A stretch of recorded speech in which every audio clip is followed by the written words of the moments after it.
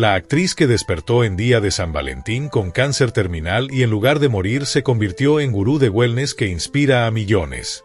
Una mujer de 31 años sentada en la sala de ultrasonido mirando la pantalla donde la doctora señala manchas oscuras, docenas de ellas, en su hígado y sus 2 pulmones, y cuando la doctora finalmente dice las palabras es cáncer, estadio 4, incurable, inoperable. Chris Carr siente que el piso desaparece bajo sus pies porque estadio 4 significa terminal. Significa que la mayoría de las personas con este diagnóstico están muertas en menos de un año, y esto está sucediendo el 14 de febrero de 2003, día de San Valentín, el día que se supone que celebras amor y vida, no que te digan que tu vida probablemente terminará antes de tu siguiente cumpleaños, y cuando sale del hospital hacia las calles de Nueva York todavía aturdida, todavía procesando, su primer pensamiento no es voy a morir sino soy demasiado joven para esto, apenas estoy empezando. Y su segundo pensamiento, el que cambiará todo, es si voy a morir de todos modos, al menos voy a vivir. Primero de verdad, y en ese momento sin saberlo comienza a aplicar cada principio estoico que Marco Aurelio y Séneca jamás escribieron sobre cómo enfrentas tu mortalidad con ojos abiertos, cómo conviertes el obstáculo en el camino, cómo usas el tiempo que te queda no para lamentarte sino para transformarte, y 22 años después sigue viva, no curada pero próspera. Ha escrito 7 libros bestsellers del New York Times, ha inspirado a millones a través de su movimiento Crazy Sexy Wellness. Está casada con el amor de su vida a quien conoció mientras filmaba documental sobre su cáncer, y se ha convertido en voz líder para vivir bien con enfermedad crónica demostrando que a veces el diagnóstico que debería matarte te enseña finalmente cómo vivir. Esta es Chris Carr, y su historia demuestra que puedes estar muriendo y al mismo tiempo más viva que nunca, que aceptar tu mortalidad no significa rendirte sino despertarte, y que el estoicismo del siglo XXI no se trata de negar tus emociones, sino de elegir conscientemente qué haces con ellas cuando el mundo te dice que tu tiempo se acabó. Agosto 31 de 1971, Pawling, Nueva York. Nació una niña en familia suburbana de clase media. Su padre trabajaba en el mundo corporativo, su madre era ama de casa. Chris creció en los años 70 y 80 en ese tipo de infancia americana genérica, escuela pública, clases de baile, veranos en la piscina municipal. No era particularmente religiosa, no era especialmente filosófica, era solo niña normal que soñaba con ser bailarina o actriz. Fue a Sarah Lawrence College, luego a Marymount Manhattan College, donde estudió literatura inglesa e historia del arte. Después de graduarse se mudó a Manhattan para perseguir carrera de actriz. Era parte del circuito de audiciones interminable de Nueva York, cientos de aspirantes compitiendo por cada papel, sobreviviendo con trabajos temporales mientras esperaban su gran oportunidad. Chris tuvo algo de éxito. Apareció en episodios de Law y Order. Hizo docenas de comerciales. Su mayor logro fue ser elegida como Belle de Gel en 2 comerciales de Budweiser que se transmitieron durante Super Bowl, exposición masiva que convirtió a Chris en rostro reconocible. Su agente la llamaba la Julia Roberts de la publicidad. Tuvo papel en producción de Broadway de obra de Arthur Miller donde actuó, desnuda, nada menos, junto a Peter Falk. Para el año 2000 Chris había dejado actuación y había comenzado negocio de fotografía, tomando fotos profesionales y hatsos para otros actores. Vivía vida típica de mujer treintañera exitosa en Nueva York, trabajaba demasiado, salía demasiado, dormía poco, comía mal, bebía café constantemente, corría de compromiso en compromiso. Epicteto habría reconocido esto como vida de persona que todavía no había confrontado su mortalidad, que operaba bajo ilusión de tiempo infinito. En febrero de 2003 Chris fue a Festival de Cine de Sarasota donde había aparecido una película. Como ella misma lo describe, estuve de fiesta como estrella de rock todo el fin de semana. Cuando regresó a Nueva York se sentía agotada, tenía calambres abdominales y dificultad para respirar. Había tenido síntomas similares esporádicamente durante años, pero doctores siempre los habían atribuido a estreñimiento. Esta vez decidió hacerse chequear. El 14 de febrero, día de San Valentín, fue a ver a su doctora esperando tal vez receta para laxantes. En lugar de eso, la doctora ordenó ultrasonido. Y cuando Chris vio su propia imagen en pantalla, vio algo que no necesitaba ser doctora para reconocer como muy, muy malo. Había manchas por todas partes, docenas de tumores en su hígado y ambos pulmones. La doctora explicó que era cáncer raro llamado hemangioendotelioma epitelioide, Tipo de sarcoma vascular. Estadio 4. Incurable. Inoperable porque había demasiados tumores en demasiados lugares. La cirugía no era opción. Y aquí venía la parte que Chris nunca olvidaría. La doctora le dijo que había tan poca investigación sobre este cáncer específico, que afecta a menos de 1 de cada millón de personas, que realmente no sabían cuál era pronóstico. Algunos pacientes morían rápidamente.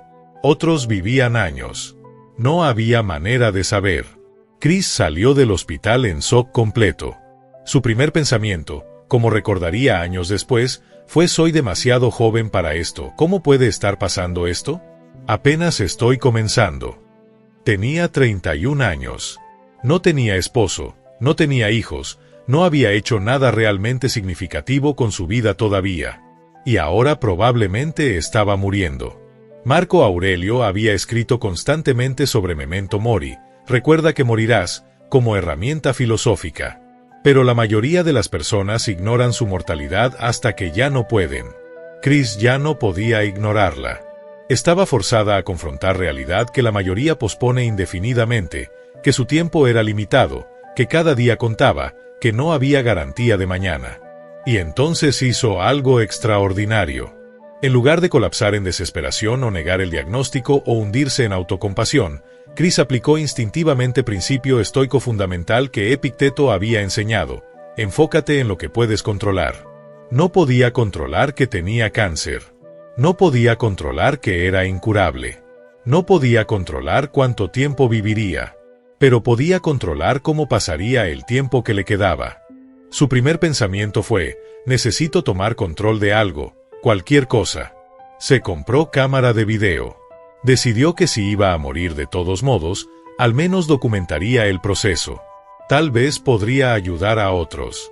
Tal vez podría encontrar significado en compartir su viaje. Séneca había escrito que debemos convertir nuestras adversidades en material para crecimiento. Chris estaba haciendo exactamente eso, convirtiendo su tragedia potencial en proyecto creativo. Luego hizo algo que cambiaría su vida completamente: fue a Whole Foods. Nunca había estado en tienda de alimentos naturales antes. Había vivido de barras energéticas, comida rápida y café durante años. Cuando vio cal por primera vez, su reacción fue literalmente: eso es asqueroso, ¿qué me va a matar primero, el cáncer o esa planta? Pero comenzó a investigar obsesivamente sobre nutrición, medicina integrativa, enfoques holísticos para cáncer. Leyó docenas de libros. Consultó con médicos alternativos y tradicionales.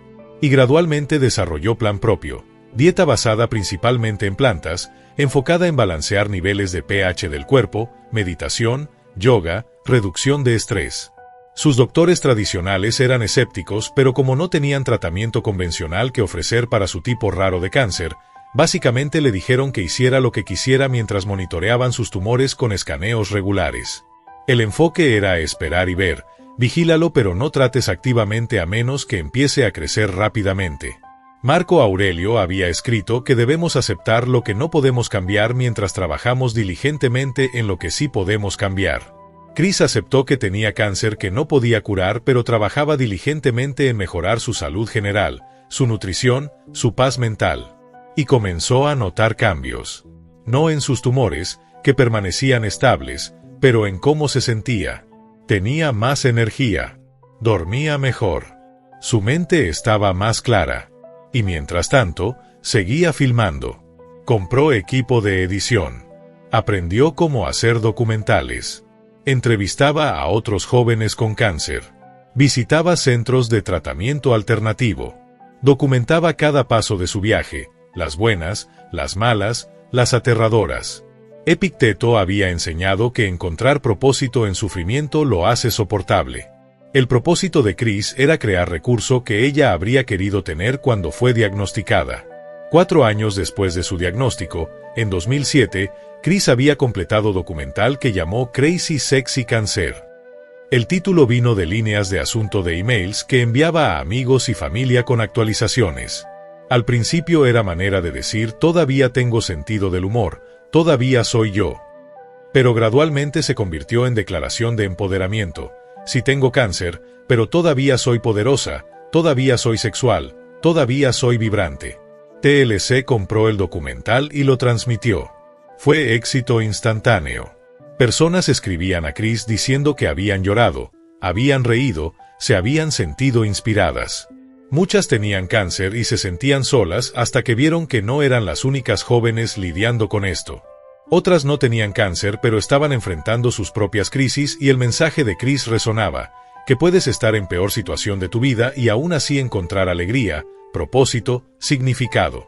Chris escribió libro compañero, Crazy Sexy Cancer Survivor, publicado en 2008. Se convirtió en bestseller. Luego escribió Crazy Sexy Cancer Tips. Luego Crazy Sexy Diet. Cada libro expandía su filosofía de wellness holístico. Y el mensaje central era profundamente estoico, aunque Chris no lo articulaba en esos términos, que enfocarte en lo que puedes controlar, tu dieta, tu actitud, tu respuesta, es más productivo que obsesionarte con lo que no puedes controlar, el diagnóstico, el pronóstico, la injusticia de todo. Pero algo aún más importante había sucedido durante filmación del documental. Chris había contratado a Brian Facett como editor. Trabajaron juntos intensamente durante meses, Brian viendo horas de footage de Chris en sus momentos más vulnerables, llorando sobre su diagnóstico, confrontando su miedo de morir sola, cuestionando si alguien la amaría con cáncer terminal. Y Brian se enamoró no a pesar de su vulnerabilidad, sino por ella. Vio mujer extraordinaria que enfrentaba lo peor con gracia, humor y determinación de vivir plenamente sin importar cuánto tiempo le quedara. Comenzaron a salir. En 2006 se casaron. Chris, quien cuando fue diagnosticada pensó que nunca tendría cita de nuevo, mucho menos se casaría, se había casado con su alma gemela. Séneca había escrito sobre cómo a veces perdemos cosas para hacer espacio para mejores cosas. Chris había perdido su vieja vida, su carrera de actriz, su ilusión de invencibilidad. Pero había ganado propósito, amor verdadero y comunidad de miles que la seguían. En 2009 Chris lanzó su sitio web crazysexylife.com que atrajo cientos de miles de visitantes mensualmente. Se convirtió en plataforma donde personas con cáncer y otras enfermedades crónicas podían conectarse, compartir consejos, apoyarse mutuamente. Chris organizaba retiros de wellness, daba conferencias en hospitales y universidades, aparecía en Oprah, Good Morning America, Today Show. Pero lo más importante es que 22 años después de su diagnóstico, Chris sigue viva. Sus tumores nunca han desaparecido, pero tampoco han crecido significativamente. Está en lo que llama remisión estable, viviendo con su cáncer en lugar de morir de él.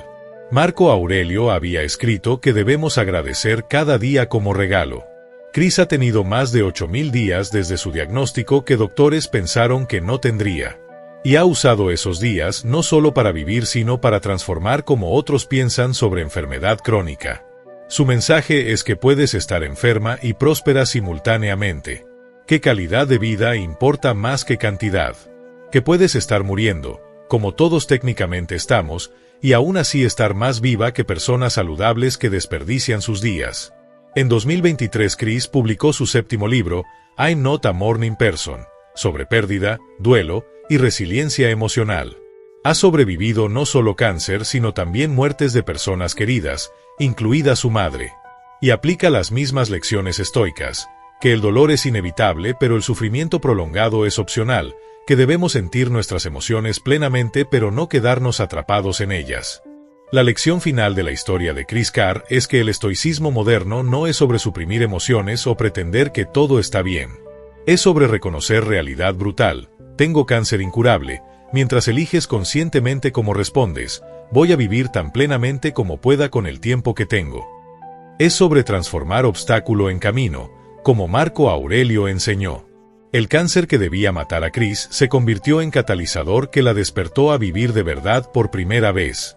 Y la promesa estoica que Chris Carr demuestra cada día es que memento mori, recuerda que morirás, no es llamado a desesperación sino a acción, que confrontar tu mortalidad te libera para vivir auténticamente, y que a veces necesitas que te digan que estás muriendo para finalmente comenzar a vivir. ¿Te interesa el estoicismo, el crecimiento personal y las historias de vida? Entonces suscríbete y activa la campanita para no perderte ningún video. Y no olvides seguirnos en todas nuestras redes sociales para estar conectado con nuestra comunidad. Únete a la familia de Historias Estoicas.